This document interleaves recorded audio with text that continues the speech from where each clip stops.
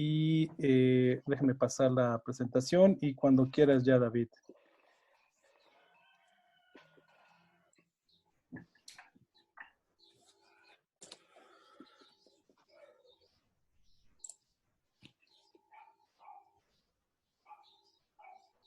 Cuando gustes, David. Ok, entonces, pues miren, primero vamos a hablar sobre la metodología que adoptamos y luego vamos a hablar sobre el caso de México, ¿no? Eh, la metodología del sendero energético ya es una metodología establecida y es muy simple, ¿no? Si te sigues al siguiente lámina, sí, ahí, exacto.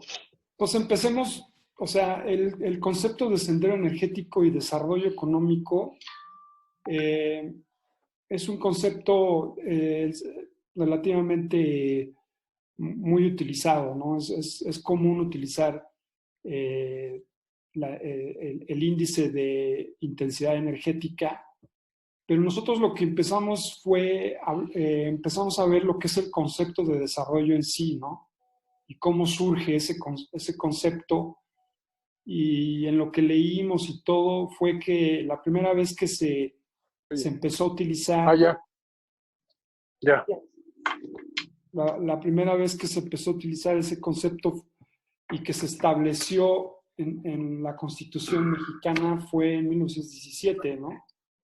Entonces, el objetivo de incluir ese término era prácticamente para que el país alcanzara sus deseos y sus necesidades y que estableciera sus instituciones, ¿no? Entonces ahí más o menos es lo que encontramos que el concepto de desarrollo ya en política pública, ya en la ley, cómo se empezó a introducir, ¿no? Y en ese tiempo lo que se quería era dirigir a la nación en un proyecto nacional con consentimiento mutuo. Entonces, ese es como el arranque del concepto de desarrollo, ¿no? Ya en la política pública de esa época, ¿no? Entonces es muy interesante cómo el concepto no es de ayer, ya tiene tiempo, ¿no? En la política pública. Una sesión ahorita en internet. El siguiente, por favor. Gracias, igualmente. ¿Sí me oyes, Francisco? Sí, voy. Sí. Perdón.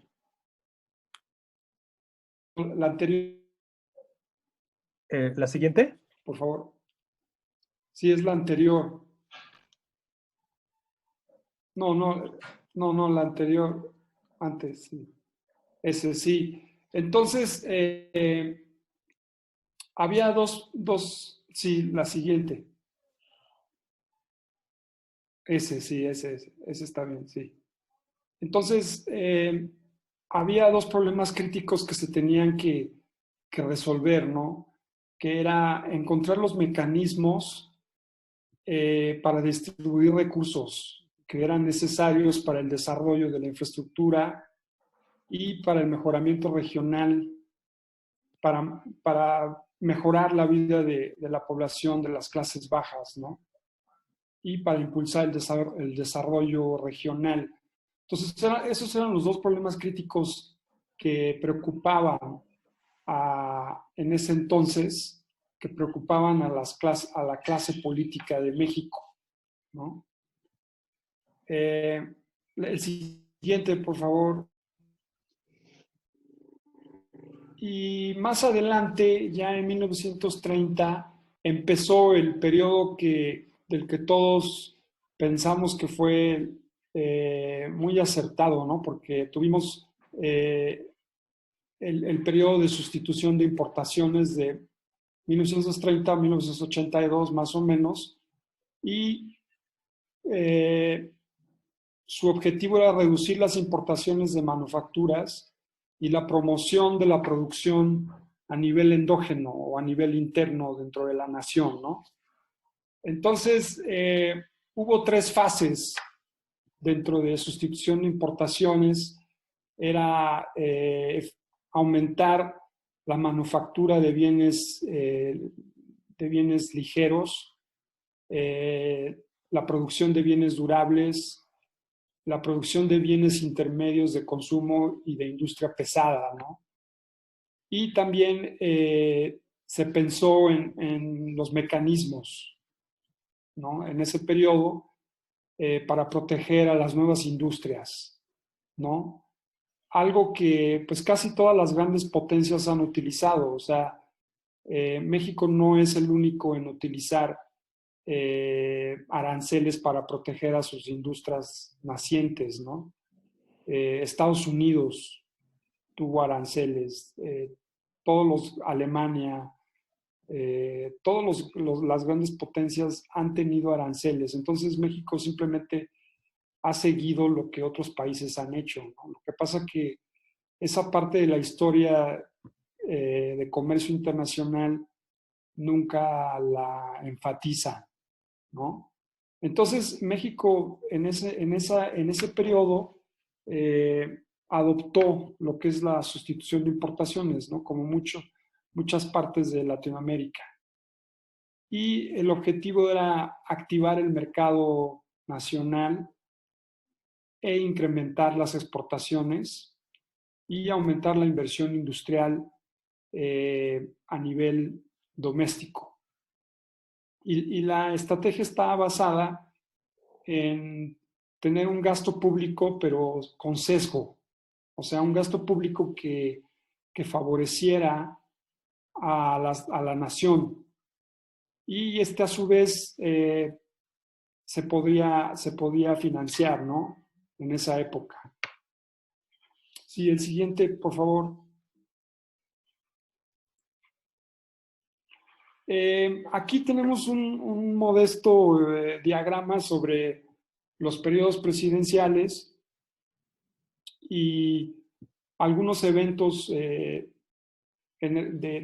descubrimiento de petróleo, de crisis económica, etcétera, etcétera, ¿no? Entonces, lo que vimos es que el primer plan de desarrollo se adoptó en 1934 y se hizo ley en esa época, ¿no? Después entró el segundo plan de desarrollo más adelante, por 1940, y un evento importante para el sector energético, aparte de que esos planes de desarrollo incluían al sector energético, fue la nacionalización de la industria eléctrica por López Mateos, ¿no? Ya más adelante, creo que fue en 1960, la nacionalización. Y fue un evento muy importante, ¿no? Aparte de la nacionalización del petróleo, también por los años 40. Entonces hubo 2 eventos muy importantes para el sector energético, pero lo que tenemos que ver, o sea, lo que es original de este diagrama es que lo ligamos a aspectos de planeación económica, ¿no? Normalmente mucha gente que trabaja en política energética no ve más allá del sector energético, no ven las fuerzas que están afuera del sector energético. Entonces, en este caso, nosotros vimos los planes nacionales de desarrollo, etcétera, ¿no? Y en ese periodo, como ustedes bien saben, mejor que yo, pues hubo mucho crecimiento económico, ¿no? A partir de 1950, después se vino la crisis de la deuda, en 1979, por ahí, vino el descubrimiento de Cantarell, el gran pozo petrolero, que en su época fue uno de los pozos más grandes de la historia moderna de México y uno de los más grandes del mundo. Obviamente,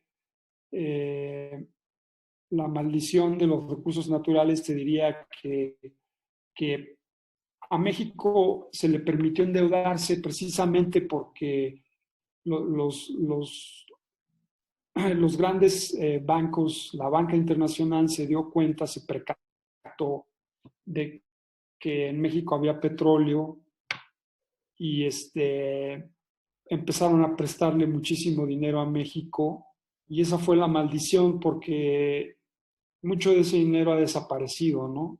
Entonces, ese petróleo nos permite endeudarnos y gastar el dinero en elefantes blancos, etcétera.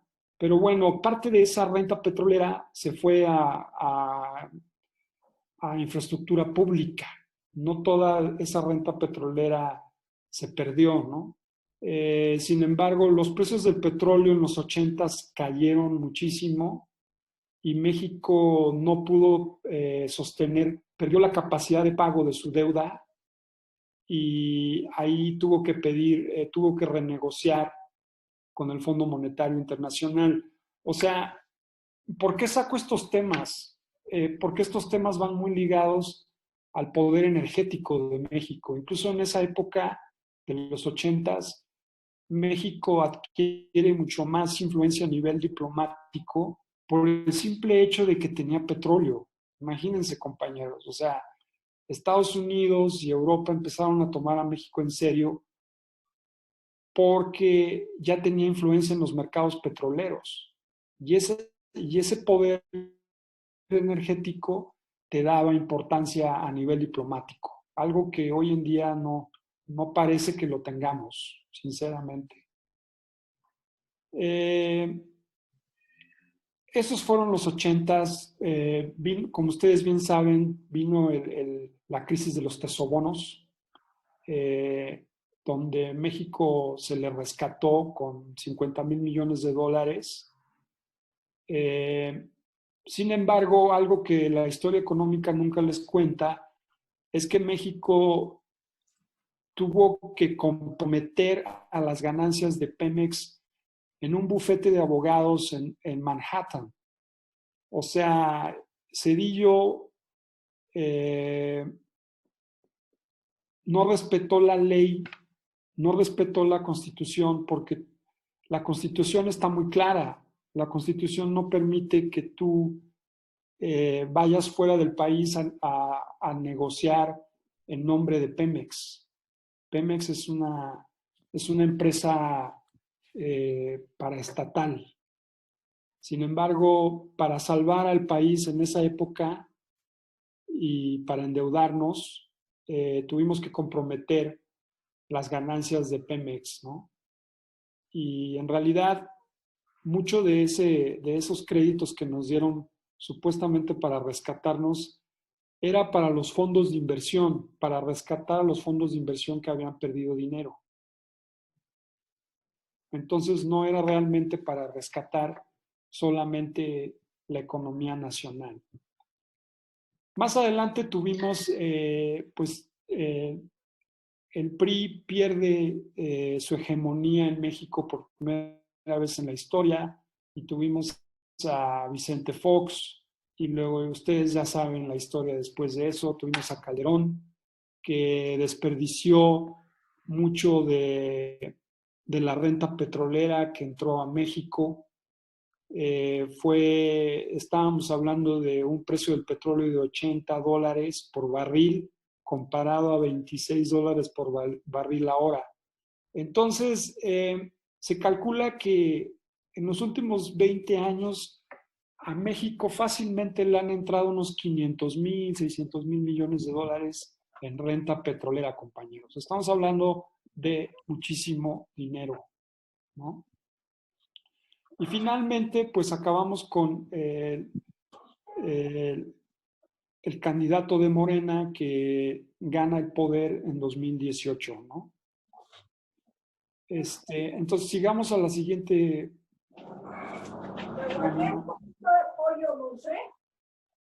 Entonces, prácticamente, para entender el sendero energético, es nada más calcular una serie de quebrados. En realidad no es ninguna ciencia. Simplemente divides, ¿no? el consumo primario de energía por población, el consumo primario de energía por PIB y el PIB per cápita, cancelas y eso te da tu consumo primario per cápita. El siguiente, por favor. Aquí tenemos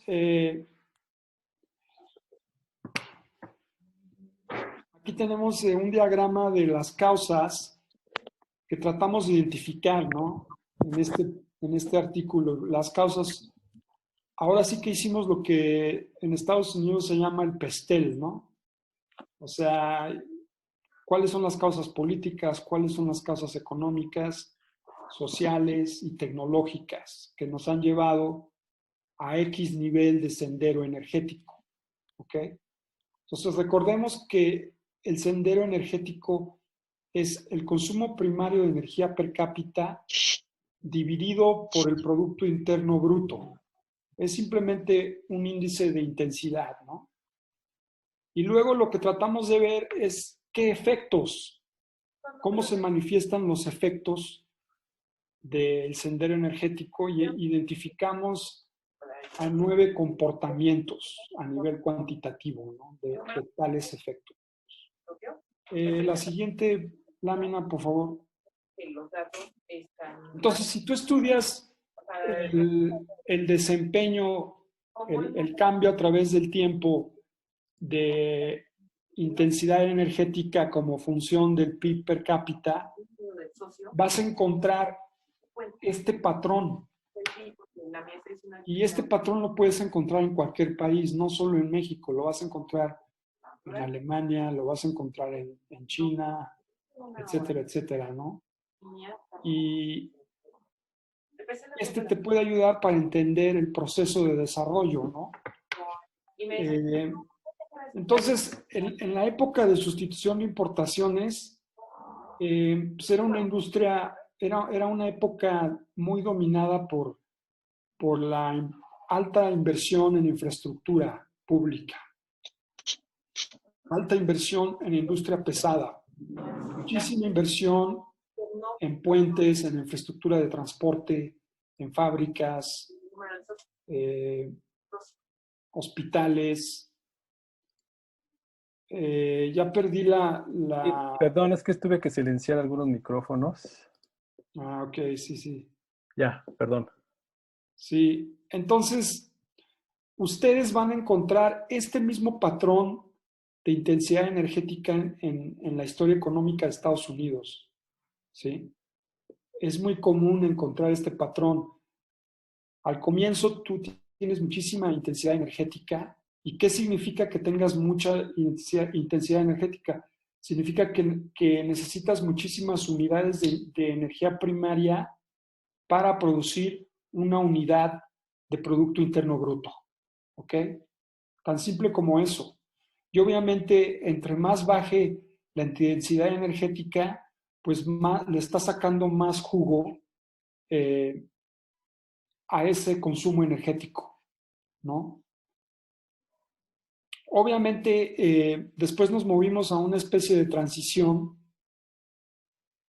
por ahí por los años 90, nos movimos a una especie de transición y empieza a bajar la intensidad energética de una manera muy fuerte.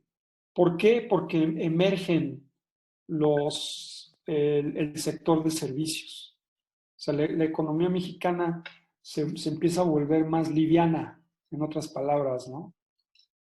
Y esos sectores requieren menos insumos de energía primaria. Nos vamos al siguiente, por favor. Y aquí simplemente son los distintos comportamientos que tú puedes tener de eficiencia energética y de intensidad energética. Simplemente tú puedes tener que el delta consumo energético primario se puede mover hacia la izquierda o hacia la derecha, ¿no? Dependiendo de la inversión en eficiencia energética, dependiendo de de la innovación tecnológica y de la penetración de tecnologías, ¿no? Sí, si te sigues al siguiente, por favor. Sí, este es igual. Vamos a seguir al siguiente, este es igual a ese. Entonces, en la búsqueda de datos, lo que hicimos fue buscar datos cualitativos y buscar datos, lo que todo mundo busca y lo que todo mundo encuentra, ¿no? Datos cuantitativos sin realmente entender qué fue lo que pasó en cada década, cuáles fueron los eventos financieros, etcétera, de los que hemos estado hablando, ¿no? Entonces, a diferencia de otros artículos que la gente escribe, tratamos de mezclar la evidencia de historia política, de instituciones, etcétera, etcétera, con la historia cuantitativa, ¿no? Entonces es un artículo para mí muy interesante porque tratamos de mezclar, ¿no?, la ciencia energética, la ciencia de estudios energéticos con la historia económica, aunque no lo hagamos de una manera perfecta, pero bueno. Entonces, desarrollamos esos indicadores para el sendero energético que ya hablamos. Si ustedes ven la gráfica otra vez de las tendencias de desarrollo. Y luego tratamos de entender los proyectos nacionales, ¿no?, de cada década o de cada, no, iba a decir de cada periodo presidencial, ¿no? El siguiente, por favor. Y luego tratamos de interpretar los resultados cuantitativos, ¿no? Y al final detectamos varias fases en el desarrollo de la intensidad energética y al final desarrollamos unos escenarios que vamos a hablar después de ellos, ¿no?, que son muy interesantes. O sea, el escenario es una forma de traer el futuro al presente, de imaginarnos el futuro en el presente, ¿no? Es una forma de explorar el futuro, pero son escenarios cualitativos, no hicimos un escenario solamente cuantitativo. Sí, el siguiente, por favor. Entonces, yo creo que esto es uno de los más interesantes gráficas de todo el artículo, ¿no? Porque ustedes pueden ver que aquí, para tener desarrollo económico, para tener tasas de crecimiento altísimas en el Producto Interno Bruto, la economía mexicana necesitaba de ley incrementar su intensidad energética, ¿no? Entonces, viendo las estadísticas, no hubiera sido posible alcanzar el periodo de sustitución de importaciones, no hubiera sido posible llevarlo a cabo si no tuviéramos petróleo, si no tuviéramos energéticos, ¿no?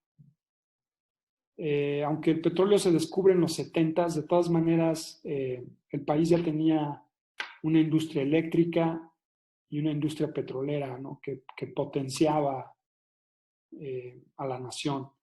Y luego tuvimos una crisis económica muy fuerte, como ustedes saben, a partir de 1982, cuando México tuvo que empezar a renegociar su deuda porque no podía pagarla, y todo pasó por la caída del precio del petróleo, y nos metimos en un nudo energético. Entonces, ahí en el nudo ustedes pueden ver que es un comportamiento muy errático de la intensidad energética, ¿no? Sube y luego baja y luego vuelve a declinar, ¿no? Y al final, si ustedes se van a la línea verde, lo que es la fase 3, ahí empieza a caer la intensidad energética de una manera muy fuerte, ¿no? Y una de las razones es por lo que ya habíamos dicho, porque empieza el sector de servicios. Ahí empezó a tener una actuación mucho más fuerte, ¿no? Y obviamente, pues el sector servicios requiere de electricidad y muy diferente, ¿no? Al sector acerero o cementero que requiere muchísimas kilowatts hora, ¿no? Y requiere de menos componentes energéticos. O sea, hay muchísimos sectores industriales, ¿no? Pero hay como 5 sectores industriales que requieren muchísimo energía primaria para poder operar, ¿no? Entonces, después nos metimos en la fase 4, donde otra vez el nudo energético empieza a dar vueltas, como ustedes pueden ver, y es otro shock al sistema.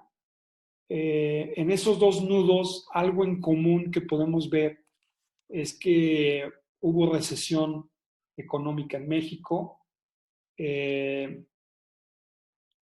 pero la recesión, la crisis económica más fuerte es la de 1982. Yo eso me imaginaría, ¿no? Que fue más profunda para la psicología del inversionista que el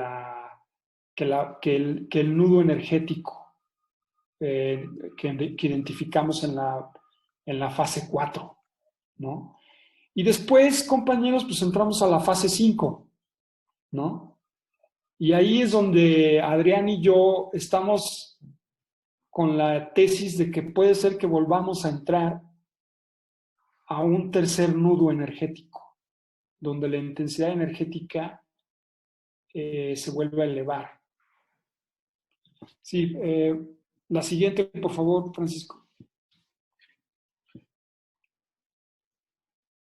Bueno, aquí ya hablamos de los nudos energéticos y de la productividad energética, entonces sigamos a la siguiente, por favor.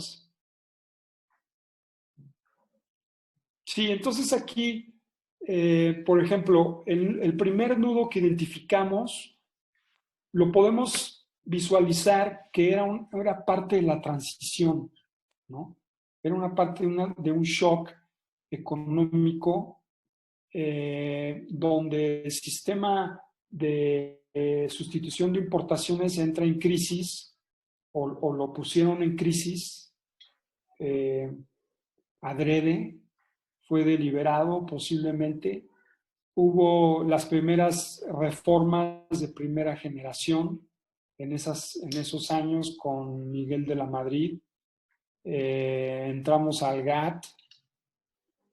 Ya éramos parte del GATT, sin embargo nos querían meter al Tratado de Libre Comercio. Y ahí es donde se da la transición del estatismo a un Estado supuestamente regulador o un Estado administrador. En esa época se da esa transición. Ya no estábamos en el Estado que dirigía la economía, que planeaba, ¿no? En esa época. Nos empujaron al Estado administrador, pero a nadie le preguntaron, como ustedes bien saben, ¿no? A nadie nos pidieron el voto si queríamos movernos, si queríamos transitar del estatismo a un Estado regulador. Simplemente parece como que fue impuesto, ¿no?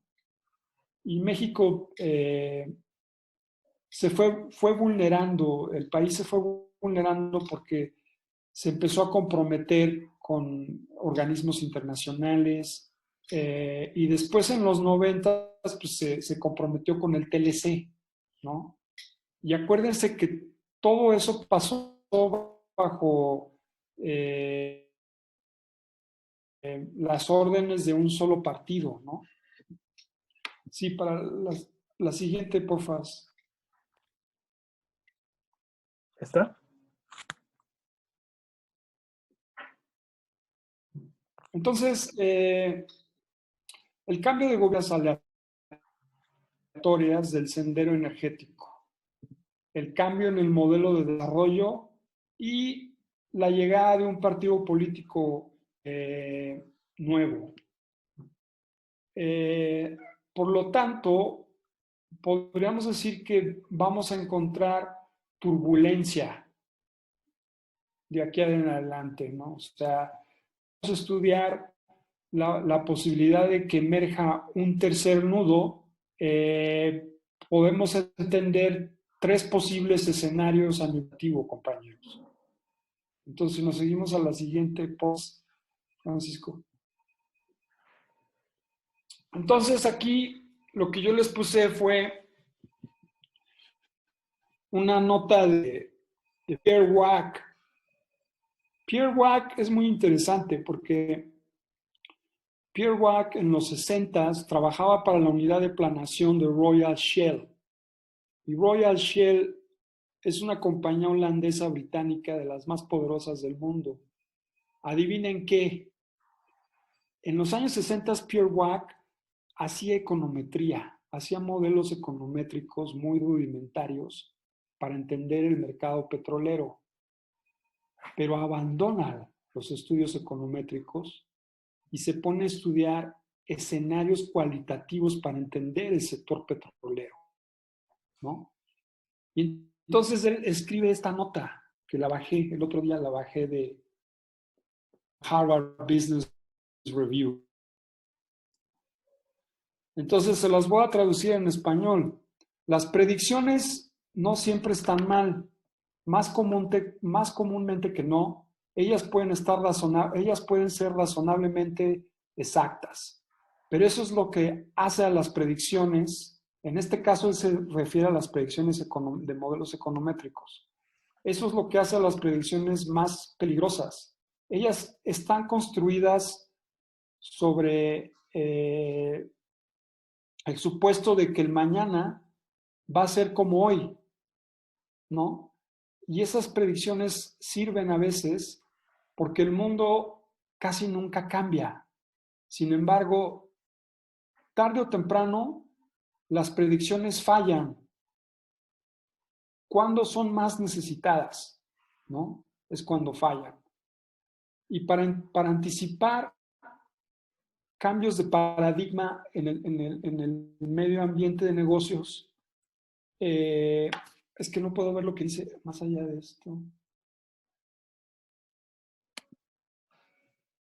Sí, para anticipar grandes cambios en el ambiente de negocios, eso las hace obsoletas. Eso lo dice Pierre Wack. Pierre Wack, que fue un gran planeador de escenarios del mercado energético. Adivinen que él, sin econometría, pudo entender la crisis petrolera para los países ricos, porque acuérdense que no fue una crisis petrolera para los árabes, ni para México exactamente. Siempre dicen que fue una crisis del petróleo, pero en realidad fue una bonanza para Arabia Saudita, etcétera, etcétera, ¿no? Pero Pierre Wack logra predecir el alza en el precio del petróleo de 1972, 1973, más o menos hablando. Entonces es muy interesante escuchar las palabras de Pierre Wack. Para la siguiente, Francisco, porfa. Sí, nada más déjame aprovechar de decir que ya nos quedan 3 minutos 53 para que se acabe la sesión. Les voy a pedir el favor que si se pueden volver a conectar una vez que acabe el tiempo. Ah, ok. Sí, sí. Entonces aquí, en este diagrama, compañeros, dividimos el periodo de sustitución de importaciones con el periodo de apertura, ¿no? Del modelo económico de México. Y entonces Adrián le llamó el modelo de globalización, de desarrollo globalizador con importancia en el mercado, con prominencia en el mercado. Algo así le puso mi compañero Adrián. Y ustedes pueden ver que surgen varios nudos, surgen 2 nudos en esa época, ¿no? En la época de apertura al capital internacional, a los mercados internacionales. O sea, nos volvemos mucho más inestables, ¿no? Y vienen la época del primer partido político que no era del PRI, o sea, cuando entra el PAN, y ahí entra otro nudo. Eso es lo interesante, ¿no? Que en esa época parece ser que está correlacionada con ese evento, ¿no? O sea, el cambio de régimen político está asociado a un nuevo nudo, ¿no? Y entonces, como hablábamos en las otras, ya habíamos dicho antes, tenemos 3 posibles escenarios del futuro, ¿no? De intensidad energética, dependiendo de los cambios que el gobierno actual adopte, ¿no? Entonces,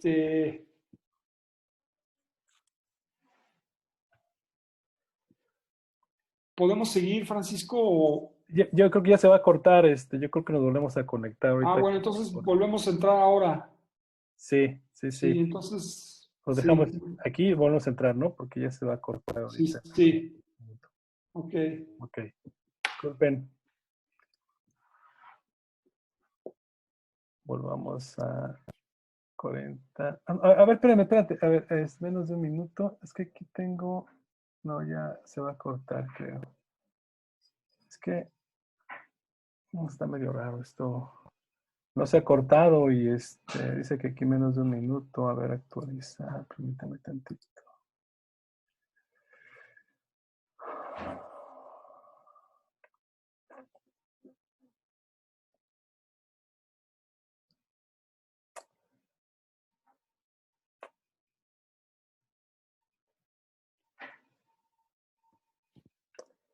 Yo creo que hay que hacer ajustes en la plataforma, ¿no? Pero yo creo que está pasando lo que había dicho Isabel, no se ha cortado, ¿eh? Y No ya se ha cortado, sí. no, ya tenía que haberse cortado. Yo creo que seguimos, ¿no? Sí, sí, eso me ha pasado, que sigue. Ok, pues vamos a aprovechar entonces y continuar. Entonces, pues estos son los 3 escenarios, compañeros. Y aquí lo interesante, pues, es dependiendo, ¿no? De las reformas que la 4T adopte, vamos a ver diferentes escenarios, ¿no? Ajá, sí, sí. Vamos a... Entonces, nos quedamos en los escenarios, compañeros. Y si sigues a la siguiente, Francisco, porfas. Sí.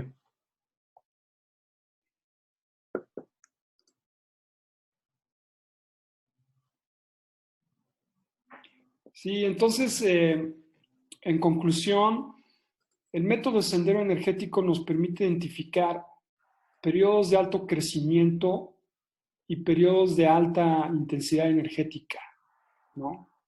Entonces aquí el aporte a la literatura para entender lo que es desarrollo y crecimiento económico es que no lo puedes desligar del campo energético, del consumo energético primario per cápita.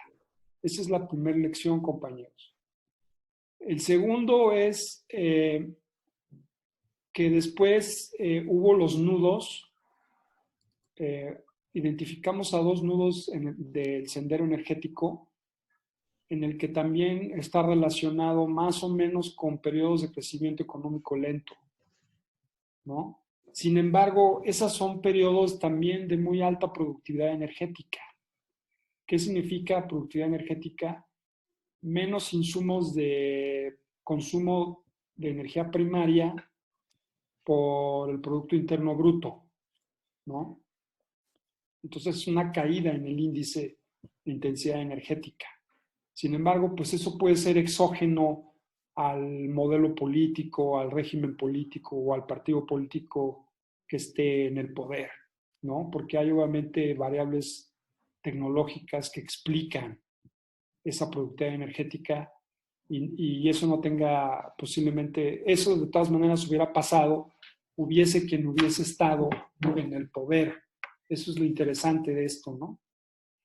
Ya hablamos de los 2 eventos históricos, de los nudos energéticos y de la posibilidad de que exista, de que emerja un tercer nudo energético, ¿no?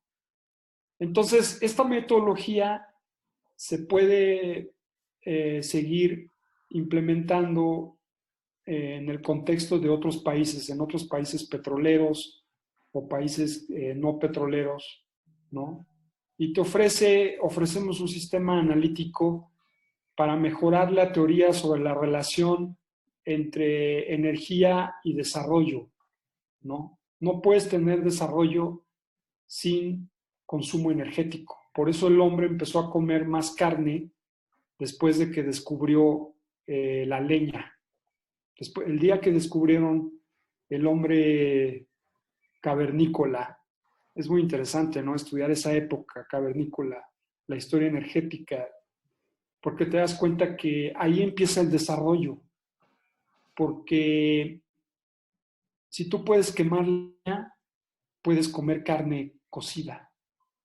Y ahí el hombre empezó a tomar más vitamina y empezó a crecer de altura, etcétera, etcétera, ¿no? Y empezó a crecer su cerebro. Entonces, la historia de la energía, compañeros, tiene mucho, mucho que aportar a la historia del desarrollo económico y social de un país, ¿no? Y también es un indicador, ¿no? Por ejemplo, hay partes de México, a pesar de que tenemos a Comisión Federal de Electricidad y a Pemex, hay partes de México que no tienen acceso a la electricidad y necesitan de energéticos tradicionales como la leña, ¿no? Entonces, yo les di esta plática porque quería que vieran cuáles son las relaciones entre los dos campos, ¿no? Pero obviamente, pues no es la última palabra, ¿no? Y yo lo que les quiero decir es que, pues por ahí tengo otro artículo que puede complementar un poco la discusión que hicimos aquí, ¿no? Pero la verdad, a mí sí me gusta mucho, me ha gustado mucho este artículo. Siento que tiene mucho que aportar y posiblemente podríamos hacer otro artículo para explorar, ¿no? Estos aspectos. Pues eso es todo. ¿Alguna pregunta? A ver, vamos entonces ahora a las preguntas y respuestas. Déjeme ver si puedo hacerlo más grande esto. Déjeme dejar de... bueno, no sé si... aquí tenemos Ricardo Galicia, tiene una pregunta. Vamos a ver Somos pocos, yo creo que las podemos hacer así, sin necesidad del chat como antes, ¿no? Sí, sí, me parece bien. No puedo. Ahora vamos a empezar con la pregunta de Ricardo Galicia. Ajá.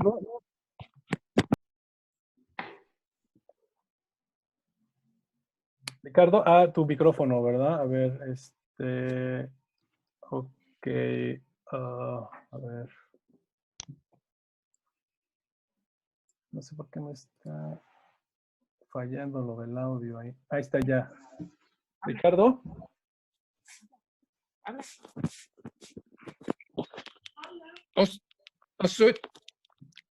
Paso. Pregunto después. Ok, bueno, pues después pregunta. Entonces, ¿quién más? ¿Otra pregunta? ¿Alguien más? Pepe está... Pepe Romero, a ver, Pepe. Doctor, ya está habilitado su micrófono. Muchas gracias, Francisco. David, yo nunca había visto esta metodología. ¿Podrías un poquito explicar cómo se hace? ¿Cómo elaboraron? Porque es básico. Sí, Pepe, mira, es muy simple, es nada más, si te regresas, Francisco, al comienzo de la presentación, es muy simple, Pepe, simplemente divides consumo energético primario por la población, lo multiplicas por el PIB per cápita, cancelas y eso te da tu consumo primario Per cápita. Per cápita, sí, los per cápitas, ¿no? Entonces, aquí la idea es que tú utilizas datos oficiales, ¿ok?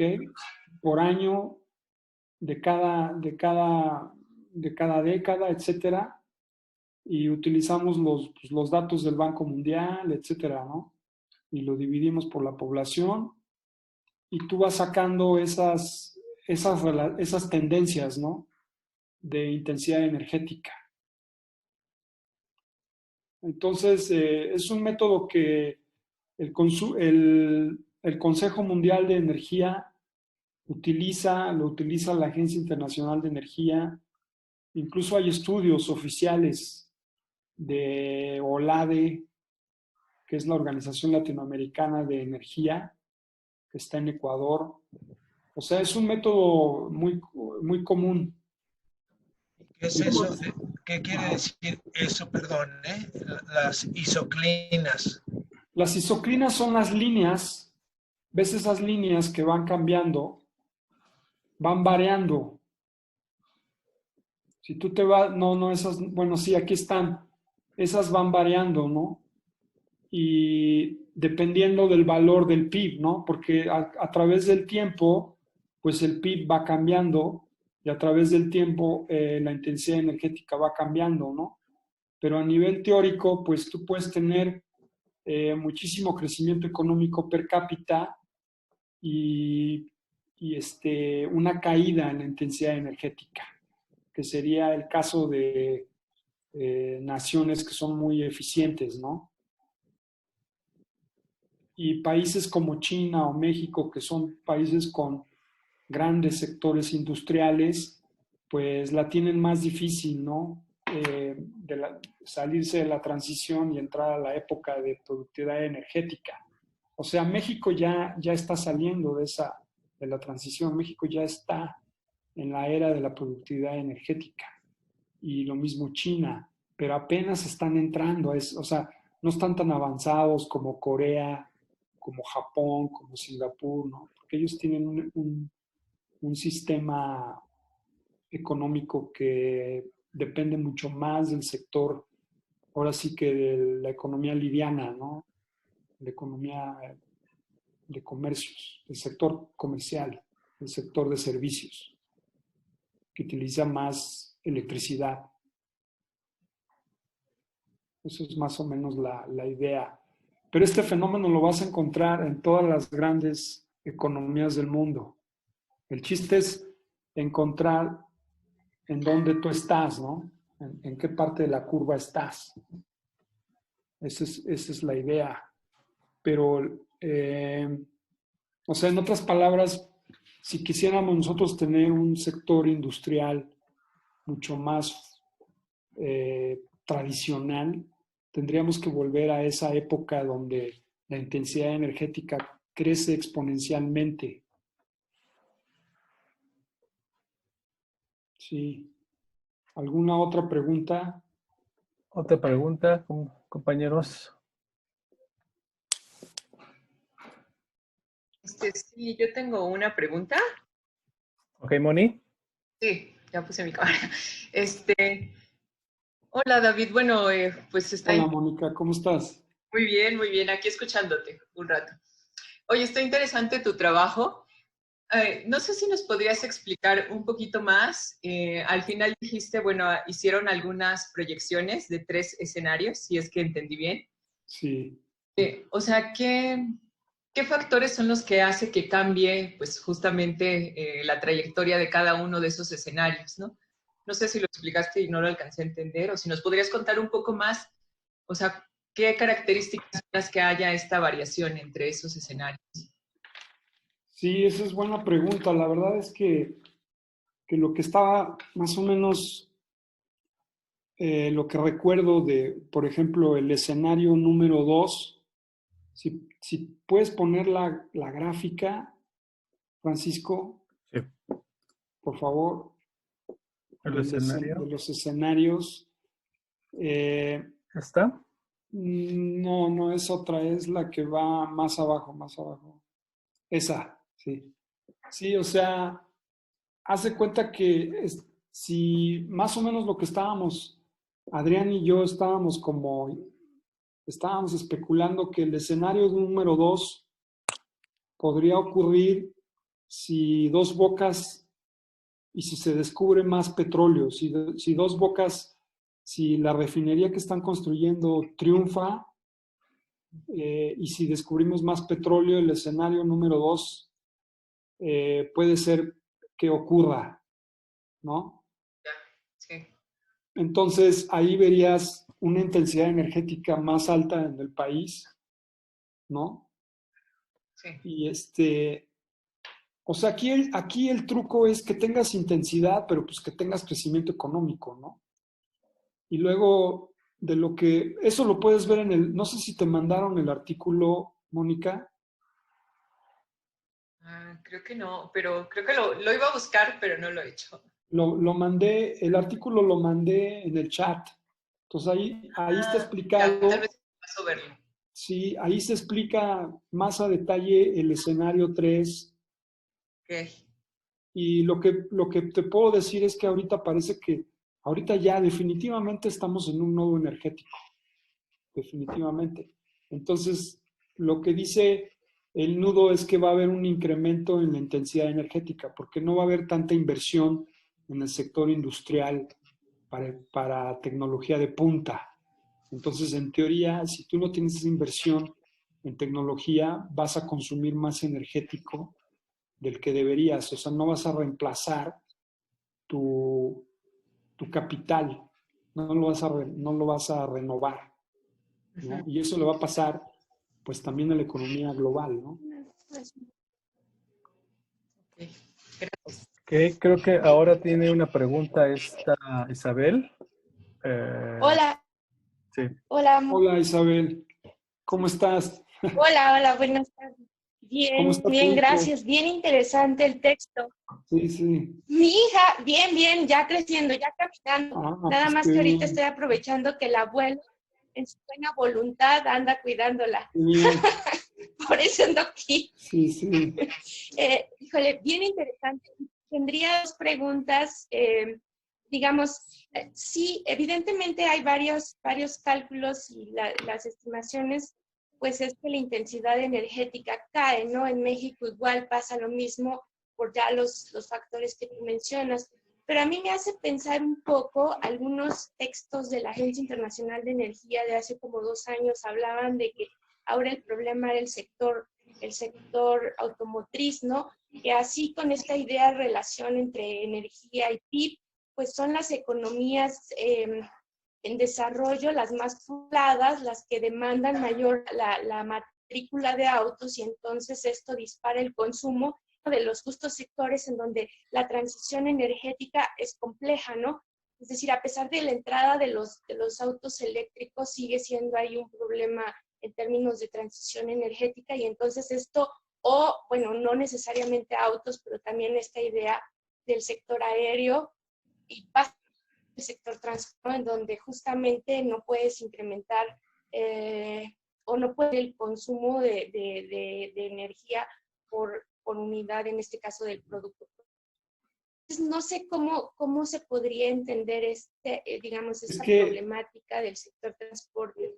ajá, sí, Planteamiento, sí. Mira, ¿cómo se Isabel. consideraría? Ajá. No, mira, es un poco como el artículo de la semana pasada, ¿no? El que presentó Julien y Pepe Romero. Este estudio es más macro, entonces no estamos viendo sectores específicos. Es toda la economía nacional, ¿no? Es toda la intensidad energética. Es un indicador macroeconómico prácticamente. Entonces, y ahí pues tienes no sé, 27 sectores industriales, ¿no? Que consumen energético de diferente manera, con unas estructuras tecnológicas distintas, ¿no? Y pues el sector transporte, sí, o sea, es muy importante, ¿no? Pero de todas maneras hay eficiencia energética en el sector transporte cada año porque hay nueva tecnología. Sí, claro, y además esta idea del sector transporte, especialmente el público, ¿no? Que justamente es a lo que están apostando muchos países y no tanto al eléctrico. Y otra pregunta, porque a mí me hace pensar mucho tus escenarios en la cuestión de que sí una relación importante, nuevamente regresando al punto central entre energía y crecimiento, pero también qué pasaría, ¿no? Y creo que ahí estaría, ¿no? De alguna forma planteado en los escenarios con, digamos, con las obligaciones o esta idea de más por los cumplir con ciertas metas en términos de transición ética para mitigar el cambio climático, que se le ha criticado también al nuevo gobierno. Mira, Es decir, mucho petróleo. Ajá. Sí. Mira, te puedo decir dos cosas. Número uno, las renovables no son suficientes para reemplazar una demanda de energético tan enorme que tenemos en México. Son insuficientes, por más que uno las quiera, las renovables. Esa es una cuestión que mucha gente no se da cuenta. No podemos reemplazar. Sí, estoy de acuerdo. Número uno, ¿no? Número dos, y esa es otra parte que no te han contado de las renovables. Para yo crear renovables necesito petróleo y energía fósil. Porque para producir esos paneles, exacto, necesito fábricas que utilizan combustóleo, necesito fábricas que necesitan electricidad, etcétera, etcétera. Entonces hay una demanda indirecta para producir tus renovables. Claro. Y el problema de las renovables en México es que son free riders, como se dice en inglés, porque ellos están utilizando es un poco como Slim en comunicaciones, en telecomunicaciones. Están utilizando la red de CFE y le pagan muy poco a CFE para utilizar la red, ¿no? Ese es un problema. Y CFE ha subsidiado la interconexión con renovables para que ellas sean rentables. Pero ese es un problema de finanzas corporativas muy complejo para calcularlo, ¿no? Sí. Entonces, las energías renovables son rentables más que CFE, pero gracias a CFE. Y eso es lo que la prensa no te está diciendo ahorita. Ahora mismo la prensa está diciendo que no, que se va a caer el mundo, pero lo que no te dicen es que en México hay una ley que la escribió, que la adoptó López Mateos. Y esa ley no se respetó. ¿Y cuál es la ley? Que el sector eléctrico es paraestatal. Pero esa ley, como ustedes bien saben, en 2012 o por ahí, la modificaron sin que nadie le dieran el permiso a nadie le preguntaron, y la oposición en esa época se puso de acuerdo y modificaron esa ley de penetración, la ley de transición energética. Pero si tú hablas con gente que conoce del aspecto jurídico, esas leyes no son válidas. Yo no soy abogado, pero te digo lo que yo he leído de eso, ¿no? Entonces, esos son mis puntos sobre las renovables, ¿no? Y el otro punto es que la renta no se la está llevando CFE, o sea, las ganancias no se las está llevando CFE. CFE está subsidiando a las renovables, ¿no? Ahora, pues hay un límite ahí, ¿no? Porque como yo les había dicho, esas compañías son muy poderosas. Entonces, México tiene que tener mucho cuidado de no entrar en un pleito legal en una corte internacional, porque nos podría costar cientos de millones de dólares, dinero que no tenemos. Entonces, tiene que tener mucho cuidado. México tiene que tener mucho cuidado con la legislación, ¿no? Claro. No, pues muchas gracias. ¿Alguna otra pregunta? ¿Comentario? David. Toma la palabra. Que Pepe quiere la palabra, pero... ¿Hola? ¿Quién va? ¿Julen o...? Voy. David, una pregunta. Con tu experiencia, estuviste en Japón, estuviste en Singapur, con el tema de Asia, entiendo que sus curvas de transición energética pueden ser distintas, porque tú comentabas ahora el caso de México, cómo esa intensificación energética se da por disponibilidad de recursos energéticos y cómo pues, estos facilitan una industrialización que es intensiva en el uso de estos de recursos energéticos. Pero un poco la historia en Asia es al revés. Hay una industrialización para obtener divisas, para poder importar muchos de estos insumos energéticos. Pero ¿cómo se comporta la curva? ¿O qué nos di cuenta de esta historia? No, la curva es similar. Es similar, Julen. Mira, yo trabajé para, para Asia-Pacífico, lo que es el APEC en inglés, ¿no? La cuenca del Pacífico. Y trabajé con un grupo de economistas australianos, chinos, japoneses, y sacamos esas curvas, hace como 20 años, sacamos esas curvas para Japón, para Estados Unidos, y todas se comportaban igual. Entonces, aquí la idea es que si tú inviertes en capital moderno, en alta tecnología, en tecnología más eficiente, puedas brincarte la curva, ¿no? Y hacerte más productivo. Sí, para bajar, exacto. Pero al mismo tiempo tú necesitas tener una alta intensidad energética para industrializarte. Sí. Otra pregunta, chicos. Sí, yo tengo... Pepe tiene una pregunta. ¿Doctor Pepe? Doctor Romero, a ver su micrófono, a ver. Mónica levantó la mano primero. Ok, bueno, primero Mónica, entonces. Ok. Gracias. Bueno, sobre el modelo que ustedes utilizaron, no sé si estoy entendiendo bien. Ustedes utilizaron consumo de energía primaria. Sí. Ese fue uno de los datos. Creo que eso también es pues algo interesante a analizar, ¿no? Y lo pensé cuando Isabel hacía su pregunta del transporte.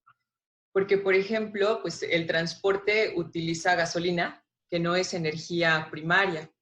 Por lo tanto, esa energía, si yo estoy entendiendo bien, esa energía o la electricidad no están considerados como el consumo energético en tu modelo, ¿no? Sí. Entonces, esa característica pues hace mucho sentido en que generalmente se presente la tendencia que tú muestras, ¿no? Que sería como una curva de Kuznets de energía. Exacto.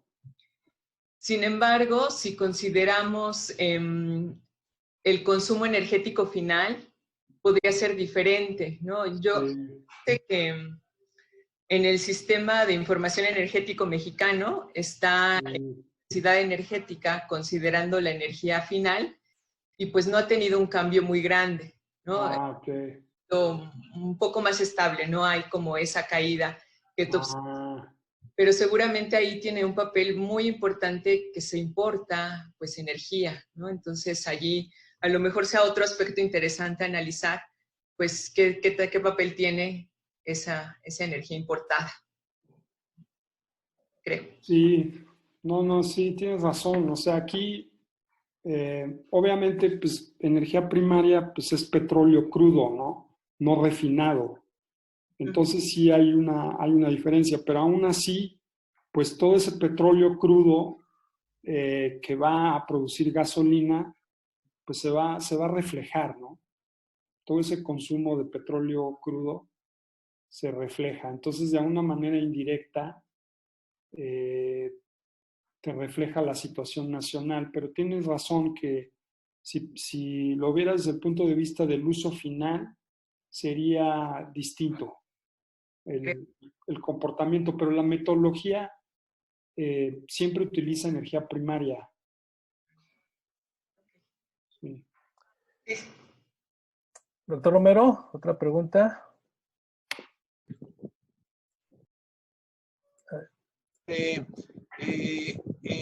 Bueno, aquí aprendí una cosa, que es, se puede decir que los países entre más industrializados son, por ejemplo, los desarrollados, Alemania y Japón, con respecto a los que no son industrializados, como Estados Unidos o Inglaterra, que se han desindustrializado. Los países manufactureros tienen una intensidad de consumo de energía mayor que los otros, sí. Digo, en términos proporcionales. En términos, sí, exacto. O sea, Estados Unidos ya empieza a ver, según yo entiendo, ya empieza a registrar reducciones en su intensidad energética. Sí, sí, claro, eso es totalmente cierto. No estoy hablando de la oferta exportadora, de la capacidad exportadora de petróleo de Estados Unidos. Estoy hablando de la mezcla, del mix de energéticos consumidos para producir una unidad de Producto Interno Bruto. Tienes toda la razón, Pepe. Y también lo puedes ver en transporte. Si tú divides la carga, el volumen de carga por el PIB en Estados Unidos, ya empieza Estados Unidos a decaer, mientras que México, Canadá, Alemania va para arriba el ratio de carga por Producto Interno Bruto.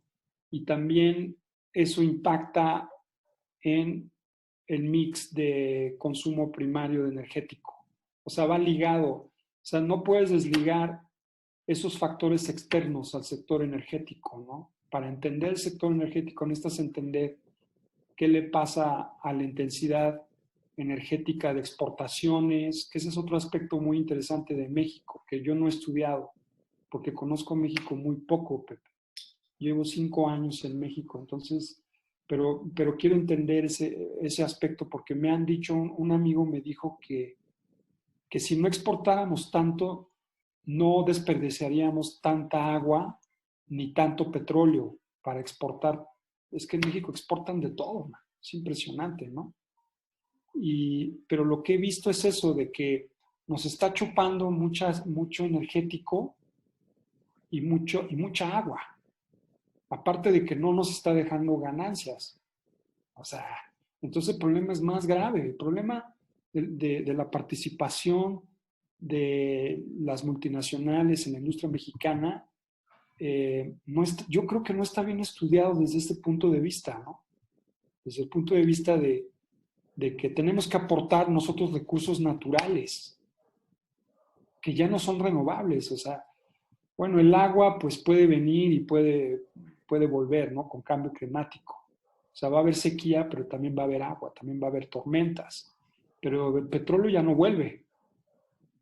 Entonces, desde ese punto de vista, sí vale la pena empezar a pensar en un proyecto de industria nacional, ¿no? Como hemos estado hablando. Pero te digo, eso sería muy interesante para otro artículo, ver la intensidad petrolera, la intensidad energética de las exportaciones mexicanas. Excelente, gracias. Sí, sí. Si no hay otra pregunta, yo quisiera aprovechar a hacer una muy rápida sobre la elasticidad de crecimiento e intensidad. Es un punto que he platicado con Moni y por ahí espero que hagamos algo, pero lo que vi un poco ahí en las gráficas es de que cuando se crece más es cuando más energía se utiliza, claro está. Sí. Y ahora cuando ya no hemos crecido, pues ese cociente o esa relación se ha reducido. Entonces, Sí. lo que tú dices es de que con la 4T ¿hay alguna expectativa, algún pensamiento de que pueda subir otra vez? Sí. O sea, ahí está latente, digamos. Ahí está latente, sí. Sí, porque ahora mismo, mira, fracking, hay muchísimos proyectos de fracking, ¿no? Pues eso sí, en México hay reservas de petróleo que se pueden utilizar con la técnica de gas de lutitas, ¿no? O sea, se puede extraer. Entonces está esa posibilidad. Hay como 20 proyectos de fracking en este momento que estamos hablando. ¿Aquí en México? En México, aprobados. Aprobados. Pero aprobados con EPN. No, aprobados aquí. Pues aprobados por la administración actual. Eso es lo que yo he estado viendo. O sea, el fracking no lo han echado para atrás. ¿Por qué? Mi teoría es por lo mismo. Porque el gobierno federal está buscando renta petrolera. Ellos quieren renta petrolera a toda costa, porque no hay por dónde, Francisco. El país no tiene recursos fiscales. Sí, ha caído mucho la parte. Ha caído mucho históricamente. Entonces el país dice, bueno, no hay recaudación fiscal, pues entonces vete por los energéticos. Pero obviamente esa opción tiene sus costos sociales y ecológicos, ¿no? Porque fracking, por 1 litro de petróleo que saques, necesitas 15 litros de agua. ¿Sabes lo que es eso en un país como este? O sea, no tenemos agua en México. Bueno, en el sur sí, ¿no? En el sur hay un superávit de agua, sí, porque tenemos las selvas. Pero esa agua la tenemos que cuidar para las siguientes décadas. No la podemos malgastar.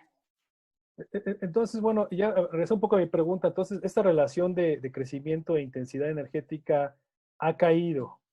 Y ha caído porque, Sí. por el bajo crecimiento. Ha caído porque ha habido inversión en eficiencia energética industrial y porque ha habido cambios en la estructura de la economía mexicana, que es lo que yo les hablaba, la estructura entre sector industrial y servicios. O sea, Ha caído la participación, por eso ha caído. la eficiencia tecnológica se ha incrementado. Se ha incrementado y posiblemente mucha de esa viene del sector exportador, porque el sector exportador se preocupa mucho por los costos de operación para poder competir a nivel global. Entonces es muy probable que ellos inviertan en eficiencia energética para poder ser competitivos, ¿no? Con los alemanes. O sea, México tiene costos de operación muy bajos. Incluso México sigue teniendo los costos de gasolina de los más bajos de la OCDE y sigue teniendo de los costos más bajos de electricidad en el mundo. El otro día yo estaba leyendo un reporte del Foro Económico Mundial que se los puedo mandar sobre la transición energética y México salía como de los países que está dando de la más barata electricidad y eso es muy bueno para el sector industrial mexicano, porque acuérdate que si no tienes electricidad no puedes fomentar el sector industrial, van de la mano. Uh-huh. Y si tú empiezas a privatizar todo, olvídate, esos costos se te van para arriba porque tienes que ser rentable. O sea, aquí es finanzas corporativas, ¿no? Para que yo pueda privatizar necesito subir las rentas, los precios. Y por eso CFE empezó a elevar precios para que fuera rentable entrarle al negocio. Sin embargo, si tú subsidias, tiene muchos beneficios para el sector industrial, ¿no? Muchísimos. Por eso tenemos esos grupos industriales tan avanzados como Cemex y todos ellos, ¿no? Es muy interesante a nivel sectorial, la verdad. Okay. Pero esa es la historia que no te cuentan. Cómo los subsidios han ayudado al país a que se desarrolle. Eso nunca te lo dicen. Siempre te dicen, no, es que hay que privatizar. Pero no te dicen el otro lado de la moneda. Ok, sí. Es bien interesante eso. Ni en la prensa lo vas a ver, Francisco. Solamente que yo lo escriba. Bueno, muy bien. Ya iremos por la premisa contigo entonces. Oye, Pepe, entonces tú tienes una pregunta. Vamos a apurarnos, chicos, porque nos quedan 2 minutos conectados otra vez. Oye, excelente presentación, aprendí mucho y vamos a utilizar ese factor de energía en las cosas de industrialización porque sí. no lo habíamos considerado y eso es muy relevante. Es obvio, pero sí, es obvio después de oírte, pero antes no nos pasaba por la cabeza. Digo, a mí, a los demás a lo mejor ya. Sí, ahí podemos seguir hablando de eso, porque a nivel sectorial debe ser interesante. Claro. Cómo se comportan, ¿no? ¿Y habrá datos a nivel sectorial? Sí debe haber datos. O sea, incluso debe haber datos a nivel de proceso, ¿no? De cementeras, de acereras. Sí debe haber algo por ahí, ¿eh? Pero sí, de que hay. Bueno, queda 1 minuto, pues te felicito y no sé si alguien quiere participar.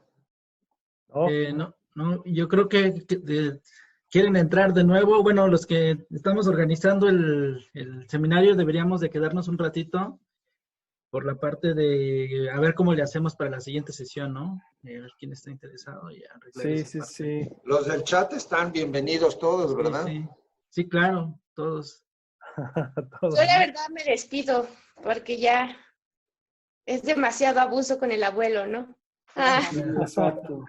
Bueno, sale, muchas gracias. Muchísimas gracias, David. Sí, Excelente adiós. presentación. gracias, gracias.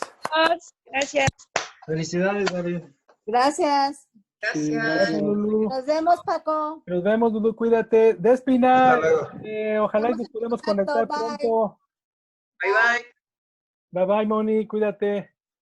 Ustedes igual. Adiós. Gracias, David. Adiós. Bye. Despina, ¿qué hora es allá en Grecia? ¿A qué hora es allá, Despina?